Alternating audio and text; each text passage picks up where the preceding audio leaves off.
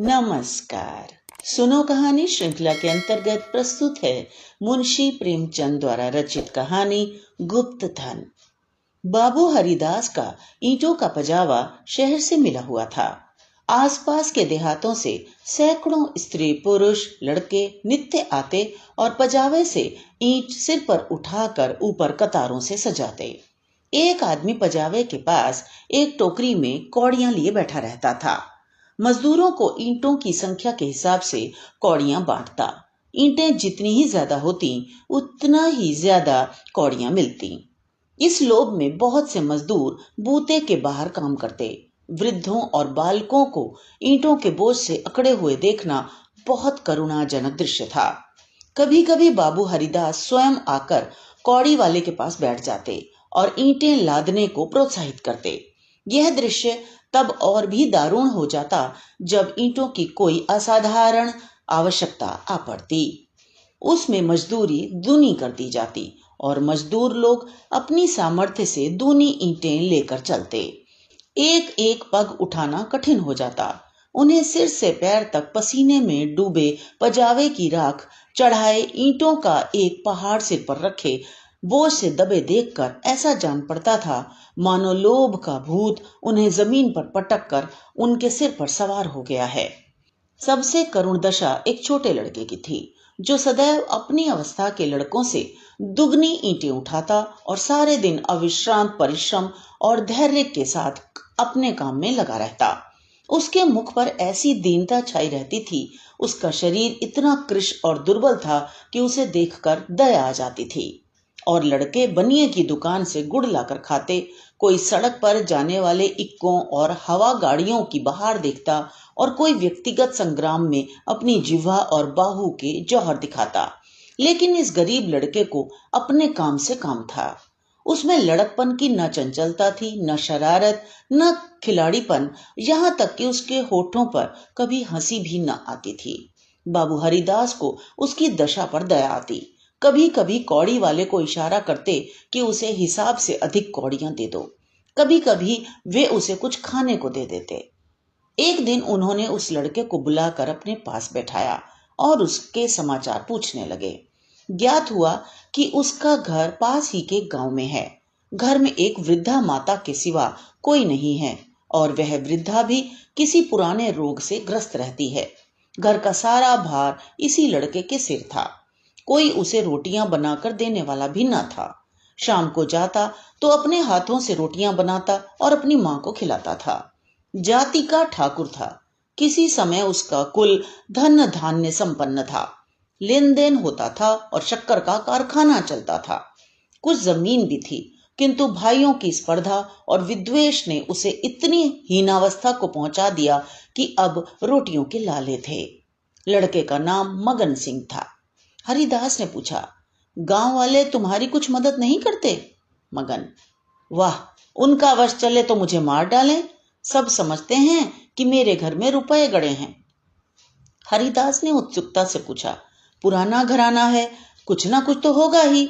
तुम्हारी माँ ने इस विषय में तुमसे कुछ नहीं कहा? मगन, बाबूजी नहीं, एक पैसा भी नहीं।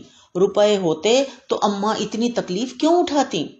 बाबू हरिदास मगन सिंह से इतने प्रसन्न हुए कि मजदूरों की श्रेणी से उठाकर अपने नौकरों में रख लिया। उसे कौड़ियां बांटने का काम दिया और पजावे में मुंशी जी को ताकीद कर दी कि इसे कुछ पढ़ना लिखना सिखाइए। अनाथ के भाग्य जाग उठे। मगन सिंह बड़ा कर्तव्यशील और चतुर लड़का था। उसे कभी देर न होती, कभी नागा न होता। थोड़े ही दिनों में उसने बाबू साहब का विश्वास प्राप्त कर लिया। पढ़ने लिखने में भी कुशल हो गया। बरसात के दिन थे। पजावे में पानी भरा हुआ था। कारोबार बंद था। मगन सिंह 3 दिनों से गैर हाजिर था। हरिदास को चिंता हुई, क्या बात है, कहीं बीमार तो नहीं हो गया? कोई दुर्घटना तो नहीं हो गई? कई आदमियों से पूछताछ की पर कुछ पता न चला। चौथे दिन पूछते पूछते मगन सिंह के घर पहुंचे। घर क्या था, पुरानी समृद्धि का ध्वंसावशेष मात्र था। उनकी आवाज सुनते ही मगन सिंह बाहर निकल आया। हरिदास ने पूछा, कई दिन से आए क्यों नहीं? माता का क्या हाल है? मगन सिंह ने अवरुद्ध कंठ से उत्तर दिया, अम्मा आजकल बहुत बीमार है, कहती है अब ना बचूंगी। कई बार आपको बुलाने के लिए मुझसे कह चुकी है, पर मैं संकोच के मारे आपके पास न आता था। अब आप सौभाग्य से आ गए हैं तो जरा चलकर उसे देख लीजिए, उसकी लालसा भी पूरी हो जाए। हरिदास भीतर गए।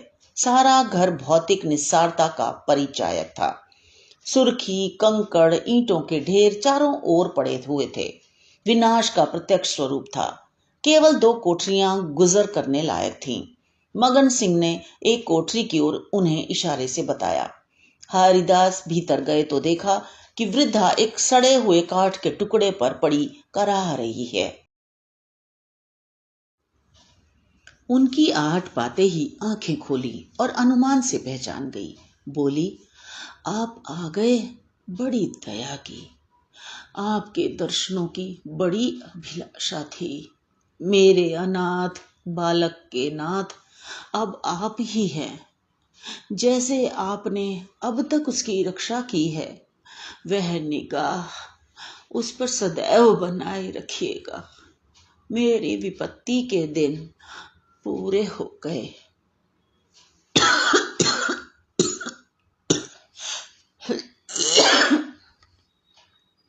इस मिट्टी को पार लगा दीजिएगा। एक दिन घर में लक्ष्मी का वास था। अदिन आए तो उन्होंने भी आंखें फेर ली। पुरखों ने इसी दिन के लिए कुछ धाती धरती माता को सौंप दी थी। उसका बीजक बड़े यत्न से रखा था, पर बहुत दिनों से उसका कहीं पता ना लगता था। मगन के पिता ने बहुत खोजा, पर ना पा सके। नहीं तो हमारी दशा इतनी हीन ना होती। आज 3 दिन हुए मुझे वह बीजक आप रद्दी कागजों में मिल गया। तब से उसे छिपा कर रखे हुए हूं। मगन बाहर है। मेरे सिरहाने जो संदूक रखी है, उसी में बीजक है। उसमें सब बातें लिखी हैं। उसी से ठिकाने का भी पता चलेगा। अवसर मिले तो उसे खुदवा डालिएगा, मगन को दे दीजिएगा। यही कहने के लिए आपको बार बार बुलवाती थी। आपके सिवा मुझे किसी पर भरोसा नहीं था।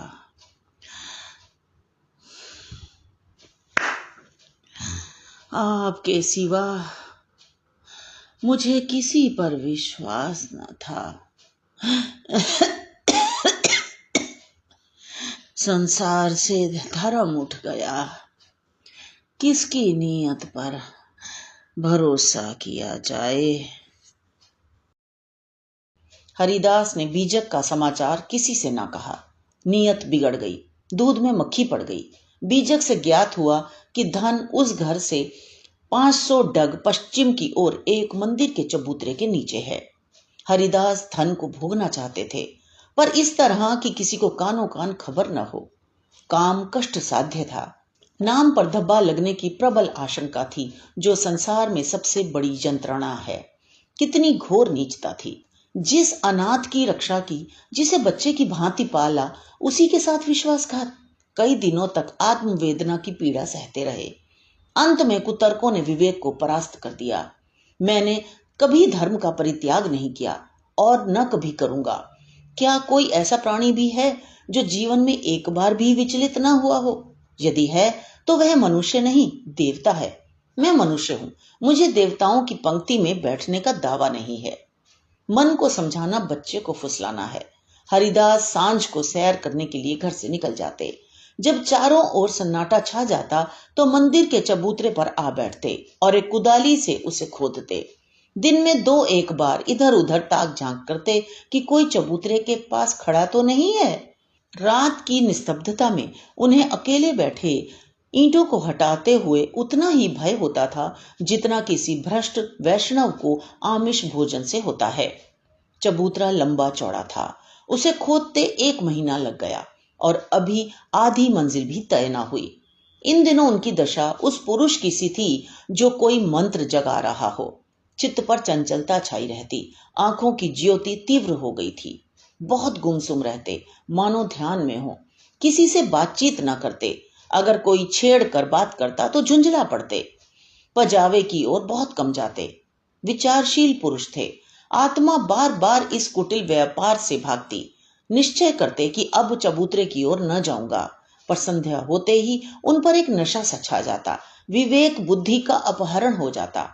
जैसे कुत्ता मार खाकर थोड़ी देर के बाद टुकड़े की लालच में जा बैठता है, वही दशा उनकी थी। यहां तक कि दूसरा मास भी व्यतीत हुआ। अमावस की रात थी। हरिदास मलिन हृदय में बैठी हुई काली मां की भांति चबूतरे पर बैठे हुए थे। आज चबूतरा खुद जाएगा, जरा देर तक और मेहनत करनी पड़ेगी, कोई चिंता नहीं। घर में लोग चिंतित हो रहे होंगे, पर अभी निश्चित हुआ जाता है कि चबूतरे के नीचे क्या है। पत्थर का तहखाना निकल आया तो समझ जाऊंगा कि धन अवश्य होगा। तहखाना न मिले तो मालूम हो जाएगा कि सब धोखा ही धोखा है। कहीं सचमुच तहखाना न मिले तो बड़ी दिल लगी हो, मुफ्त में उल्लू बनो। पर नहीं, कुदाली खटखट बोल रही है। हाँ, पत्थर की चट्टान है। उन्होंने टटोल कर देखा, भ्रम दूर हो गया। चट्टान थी, तहखाना मिल गया। लेकिन हरिदास खुशी से उछले कूदे नहीं। आज वे लौटे तो सिर में दर्द था। समझे थकान है, लेकिन यह थकान नींद से न गई। रात को ही उन्हें जोर से बुखार हो गया। 3 दिन तक ज्वर में पड़े रहे, किसी दवा से फायदा न हुआ। इसी रुग्णावस्था में हरिदास को बार बार भ्रम होता था कि कहीं यह मेरी तृष्णा का दंड तो नहीं है। जी में आता था मगन सिंह को बीजक दे दूं और क्षमा की याचना करूं, पर भांडाफोड़ होने का भय मुंह बंद कर देता था। न जाने ईसा के अनुयायी अपने पादरियों के सम्मुख कैसे अपने जीवन भर के पापों की कथा सुनाया करते थे। हरिदास की मृत्यु के पीछे यह बीजक उनके पुत्र प्रभुदास के हाथ लगा। बीजक मगन सिंह के पुरखों का लिखा हुआ है, इसमें लेश मात्र भी संदेह न था। लेकिन उन्होंने सोचा, पिताजी ने कुछ सोचकर ही इस मार्ग पर पग रखा होगा। वे कितने नीतिपरायण, कितने सत्यवादी पुरुष थे। उनकी नियत पर कभी किसी को संदेह नहीं हुआ। जब उन्होंने इस आचार को घृणित नहीं समझा तो मेरी क्या गिनती है। कहीं यह धन हाथ आ जाए तो कितने सुख से जीवन व्यतीत हो। शहर के रईसों को दिखा दूं कि धन का सदुपयोग क्यों कर होना चाहिए। बड़े बड़ों का सिर नीचा कर दूं, कोई आंखें न मिला सके। इरादा पक्का हो गया। शाम होते ही वे घर से बाहर निकले। वही समय था, वही चौकन्नी आंखें थीं और वही तेज कुदाली थी। ऐसा ज्ञात होता था मानो हरिदास की आत्मा इस नए भेष में अपना काम कर रही है। चबूतरे का धरातल पहले ही खुद चुका था। अब संगीन तहखाना था, जोड़ों का हटाना कठिन था। पुराने जमाने का पक्का मसाला था। कुल्हाड़ी उचट उचट कर लौट आती थी। कई दिनों से ऊपर की दरारें खुली, लेकिन चट्टानें जरा भी ना हिली। तब वह लोहे की छड़ से काम लेने लगे, लेकिन कई दिनों तक जोर लगाने पर भी चट्टानें न खिसकी। सब कुछ अपने ही हाथों करना था, किसी से सहायता न मिल सकती थी। यहां तक कि फिर वही अमावस्या की रात आई। प्रभुदास को जोर लगाते 12 बज गए और चट्टानें भाग्य रेखाओं की भांति अटल थीं। पर आज इस समस्या को हल करना आवश्यक था। कहीं तहखाने पर किसी की निगाह पड़ जाए तो मेरे मन की लालसा मन में रह जाए। वह चट्टान पर बैठकर सोचने लगे, क्या करूं, बुद्धि कुछ काम नहीं करती। सहसा उन्हें एक युक्ति सूझी, क्यों ना बारूद से काम लूं। इतने अधीर हो रहे थे कि कल पर इस काम को न छोड़ सके। सीधे बाजार की तरफ चले। 2 मील का रास्ता हवा की तरह तय किया, पर वहां पहुंचे तो दुकानें बंद हो चुकी थी। आतिशबाज हीले करने लगा, बारूद इस समय नहीं मिल सकती, सरकारी हुक्म नहीं है। तुम कौन हो, इस वक्त बारूद लेकर क्या करोगे। ना भैया, कोई वारदात हो जाए तो मुफ्त में बंधा बंधा फिरूं, तुम्हें कौन पूछेगा। प्रभुदास की शांति वृत्ति कभी इतनी कठिन परीक्षा में न पड़ी थी। वे अंत समय तक अनुनय विनय ही करते रहे। यहाँ तक कि मुद्राओं की सुरीली झनकार ने उसे वशीभूत कर लिया। प्रभुदास यहाँ से चले तो धरती पर पांव न पड़ते थे। रात के 2 बजे थे। प्रभुदास मंदिर के पास पहुंचे। चट्टानों की दराजों में बारूद रख पलीता लगा दिया और दूर भागे। एक क्षण में बड़े जोर का धमाका हुआ। चट्टान उड़ गई। अंधेरा गार सामने था, मानो कोई पिशाच उन्हें निगल जाने के लिए मुंह खोले हुए है। प्रभात का समय था। प्रभुदास अपने कमरे में लेटे हुए थे। सामने लोहे के संदूक में 10,000 पुरानी मोहरें रखी हुई थीं। उनकी माता सिरहाने बैठी पंखा जल रही थी। प्रभुदास ज्वर की ज्वाला से जल रहे थे। करवटें बदलते थे, कराहते थे, हाथ पांव पटकते थे, पर आंखें लोहे के संदूक की ओर लगी हुई थीं। इसी में उनके जीवन की आशाएं बंद थीं। मगन सिंह अब पजावे का मुंशी था। इसी घर में रहता था। आकर बोला, पजावा चलिएगा, गाड़ी तैयार कराऊं? प्रभुदास ने उसके मुख की ओर क्षमा याचना की दृष्टि से देखा और बोले, नहीं, मैं आज न चलूंगा, तबीयत अच्छी नहीं है, तुम भी मत जाओ। मगन सिंह उनकी दशा देखकर डॉक्टर को बुलाने चला। 10 बजते बजते प्रभुदास का मुख पीला पड़ गया, आंखें लाल हो गईं। माता ने उसकी ओर देखा तो शोक से विह्वल हो गईं। बाबू हरिदास की अंतिम दशा उनकी आंखों में फिर गई। जान पड़ता था यह उसी शोक घटना की पुनरावृत्ति है। ये देवताओं की मनौतियां मना रही थी, किंतु प्रभुदास की आंखें उसी लोहे के संदूक की ओर लगी हुई थीं, जिस पर उन्होंने अपनी आत्मा अर्पण कर दी थी। उनकी स्त्री आकर उनके पैताने बैठ गई और बिलक बिलक कर रोने लगी। प्रभुदास की आंखों से भी आंसू बह रहे थे, पर वे आंखें उसी लोहे के संदूक की ओर निराशापूर्ण भाव से देख रही थीं। डॉक्टर ने आकर देखा, दवा दी और चला गया, पर दवा का असर उल्टा हुआ। प्रभुदास के हाथ पांव सर्द हो गए, मुख निस्तेज हो गया, हृदय की गति मंद पड़ गई, पर आंखें संदूक की ओर से न हटी। मोहल्ले के लोग जमा हो गए। पिता और पुत्र के स्वभाव और चरित्र पर टिप्पणियां होने लगी। दोनों शील और विनय के पुतले थे। किसी को भूल कर भी कड़ी बात न कही। प्रभुदास का संपूर्ण शरीर ठंडा हो गया था। प्राण था तो केवल आंखों में। वे अब भी उसी लोहे के संदूक की ओर सतृष्ण भाव से देख रही थीं। घर में कोहराम मचा हुआ था। दोनों महिलाएं पछाड़े खा खा कर गिरती थीं। मोहल्ले की स्त्रियां उन्हें समझाती थीं। अन्य मित्रगण आंखों पर रुमाल जमाए हुए थे। जवानी की मौत संसार का सबसे करुण, सबसे अस्वाभाविक और भयंकर दृश्य है। यह वज्राघात है, विधाता की निर्दय लीला है। प्रभुदास का सारा शरीर प्राणहीन हो गया था, पर आंखें जीवित थीं। वे अब भी उसी संदूक की ओर लगी हुई थीं। जीवन ने तृष्णा का रूप धारण कर लिया था। सांस निकलती है पर आस नहीं निकलती। इतने में मगन सिंह आकर खड़ा हो गया। प्रभुदास की निगाह उस पर पड़ी। ऐसा जान पड़ा मानो उनके शरीर में फिर रक्त का संचार हुआ। अंगों में स्फूर्ति के चिन्ह दिखाई दिए। इशारे से अपने मुंह के निकट बुलाया, उसके कान में कुछ कहा।